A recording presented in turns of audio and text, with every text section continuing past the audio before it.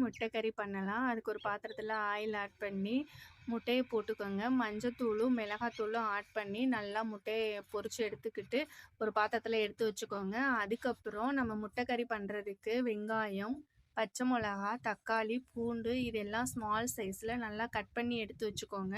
அது கூடவே தேவையான அளவு உருளைக்கிழங்கும் சேர்த்து நல்லா பாயில் பண்ணிக்கோங்க. பாயில் பண்ணி தோல் உரிச்சு அத நல்லா மசிஞ்சு எடுத்து வச்சுக்கோங்க தனியா. அதுக்கப்புறம் ஒரு பாத்திரத்தில ஆயில் ஆட் பண்ணி வெங்காயம் போட்டுக்கோங்க. வெங்காயத்த நல்லா கிளறி விடுங்க. அது பொன்னிறமா வதங்குனதுக்கு அப்புறம், நம்ம தக்காளியும், பூண்டையும் சேர்த்து நல்லா வதக்கி விட்டுருவோம்.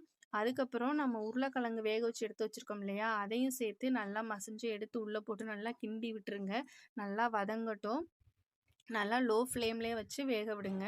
அப்பதான் அடி பிடிச்சிராம இருக்கும். அதுக்கப்புறம் நமக்கு தேவையான அளவு மிளகாத்தூளு சேர்த்து நல்லா கிண்டி விடுங்க. அது கூடவே மல்லித்தூளு, சீரகத்தூளு, கரம் மசாலா பொடி அப்படின்னு நம்ம அந்த 3 பொடியும் சேர்த்துக்கலாம். நல்லா குழம்பு வந்து டேஸ்ட்டா இருக்கும். பாருங்க பார்க்குறக்கே நல்லாருக்கு.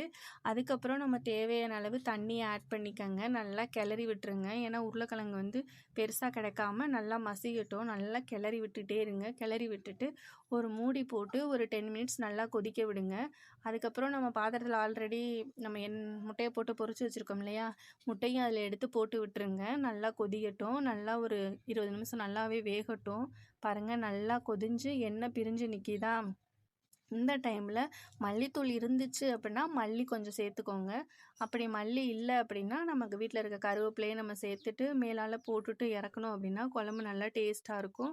பாருங்கள் இதை வந்து நம்ம சப்பாத்தி, பூரி, ரைஸு அப்படின்னு நம்ம எது கூட வேணாலும் சேர்த்து சாப்பிடலாம். நல்லா டேஸ்ட்டாக இருக்கும். எங்கள் வீட்டில் நாங்கள் முட்டை குழம்பு இப்படி தான் செய்வோம். நீங்கள் எப்படி முட்டை குழம்பு செய்வீங்க அப்படின்னு கமெண்ட்டில் சொல்லுங்கள். தேங்க்யூ.